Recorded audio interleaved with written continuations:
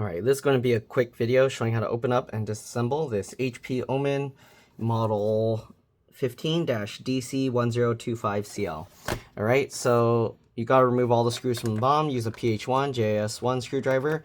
You want to keep them in order because they can be different size, shape, and length. The way I do that is I put them flat side down like that on my desk in the pattern I remove them.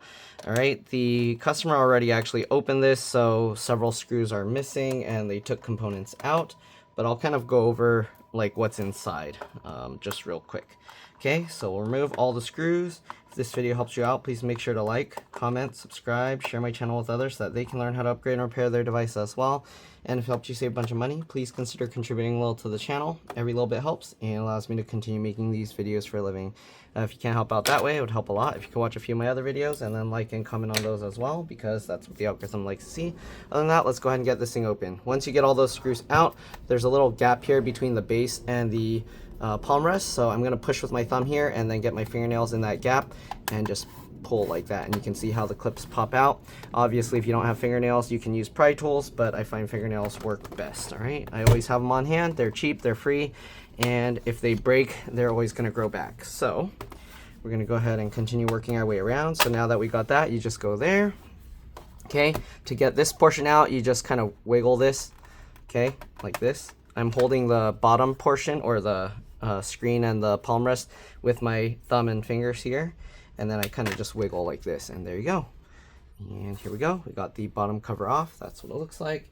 Okay, I already actually tested this, but anyways, there's a slot here for a 2.5-inch SATA hard drive or SSD. You've got a connector here for the USB port here. Okay, looks like the charge port is this thick connector here. Sorry. All right, so this thick one right there. Actually, I didn't even get a thumbnail of this, did I? Okay, let's get this here. Customer's waiting outside, so I just got to be quick with this one. Okay, wireless card here. The cables come out by pulling from the tails here. You just pull straight up. I have other videos showing how to do this stuff, so if you're not sure how to get it out, make sure to watch those. These have flip latches. There's a latch on this side. This one, the latch is on this side. Fan connector here. Okay, but yeah, again, charge port connector is this one right there, okay, and it connects the DC jack there. There's another layer of stuff on top that you'd have to remove to be able to get that out. But again, the customer has a motherboard issue. They plugged in a thing that was like too high voltage and it fried it. But anyway, so we're not repairing this, but the speakers here, connector, all right, the wire goes along from that speaker to this speaker. You got another connector here for the USB port on this side, as well as the headphone jack and the microphone jack. Okay, CPU's under here, GPU's under here. Both of them are soldered to the motherboard, logic board. So yeah, you can't remove them. Actually, wait. Okay, yeah, size-wise, this is probably GPU. All right, RAM, 2 slots under here. They took their RAM out, but the RAM is a PC4 3200AA, so you should be okay with any PC4 3200AA RAM. Let me lift up the battery real quick just so I can show you the little cables underneath. But that's just about it. And then we're going to go ahead and put this thing back together. Again, this isn't a complete disassembly. It's just showing you what's inside this computer. Oh, I forgot to mention there was an M.2 PCIe NVMe SSD there that the customer removed as well. Okay, so we'll remove this. All right, once you get those 4 screws out, you go from this and you just pull up.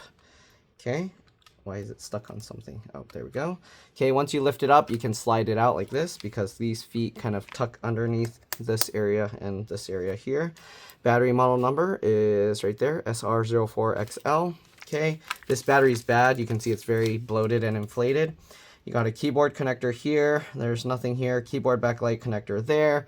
All right, this goes to the touchpad, trackpad. There's a flip latch to get that out. SD card slot has a flip latch to disconnect that. All right, and I think that's about it to show in here. Yeah, I don't see anything else for me to show. So let's go ahead and put this thing back together. The main battery also acts as the CMOS BIOS RTC real-time clock battery. So keep that in mind. To put the battery back in, you slide these little feet back under there. Okay, you have to lift it a little bit to get under and then push that down. Okay, let's go ahead and get the screws back in. I'm not sure what this big connector is. Some of them have different backlighting. I'm wondering if that's what it's for, where the backlight like lets it control more sections of the keyboard instead of all like the entire keyboard at once. But yeah, So what I was saying earlier, the battery also acts as the CMOS BIOS RTC real-time clock battery. So if you remove the battery or it drains completely to zero, keep in mind that a lot of times it's going to take a while to start back up because it's resetting the BIOS. So don't be surprised if it's not turning on right away. That's normal. So yeah. Okay, anyways, we're going to push this back in. So if you saw, I kind of like slid this back portion in first. Okay, we're going to lift this up. You want to make sure this lines up and then just click that down. Once you click that down, click this down. Okay, this whole back portion should be good. Then you work your way around the outer edges and then work your way around the front. And that's pretty much it. We just got to get the screws back in. Again, hopefully this video helped you guys out. If it did, please make sure to, again, like, comment, subscribe, share my channel with others so that they can learn how to upgrade and repair their devices as well. And if it helped you save a bunch of money, again, please consider contributing a little to the channel. Every little bit helps and allows me to continue making these videos for a living. Right? If you can't help out that way, again, it would help a lot if you could watch a few of my other videos. Excuse me, and then like and comment on those as well, because that's what the algorithm likes to see. If you like my review videos or you just want to help out even more, I have another channel called It's Been Reviewed and More. Same profile picture, but zoomed in. And yeah, if you could watch a few of those videos and then like, comment, and subscribe there, yeah, that'll help a lot. I need to get that one to 1,000 subscribers, and it's growing kind of slow, but it is growing. But there we go. All right, so we put that thing back together, and it's not going to do anything now because there's no RAM. It does light up on here, but it just keeps power cycling over and over again because the board is fried. If they're lucky, replacing the battery might help a little bit, but because the issue happened after the 12-volt thing that they plugged in, they were working on a custom like board or something, and then they fried it. So then it pretty much died from that, and this light just keeps going now, power cycling on and off and on and off. Now, even without the RAM, it's not, like normally I think if you don't have the RAM, it would just beep at you. But because they fried the motherboard, it's not doing anything. So, yeah, I think that's pretty much it. Again, hopefully it helped. Sorry I didn't do a complete teardown. I mean, usually I just tear down as far as needed.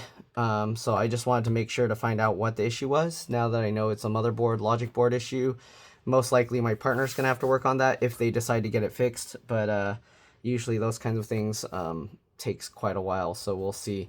I'm not sure if the customer's going to want to go for that, depending on how quickly they need a computer. Sometimes people do it anyways just to have a backup computer.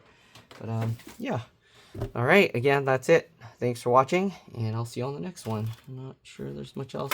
Again, you can put a 2.5-inch SATA hard drive or SSD. I highly recommend putting an SSD, even if you're just using it for storage. That way, if you drop the computer or whatever, you're not going to have any issues. Anyways, that's it. Again, thanks for watching. Oh, let me line this up, and I'll see you on the next one. All right, let's drop this. Bye.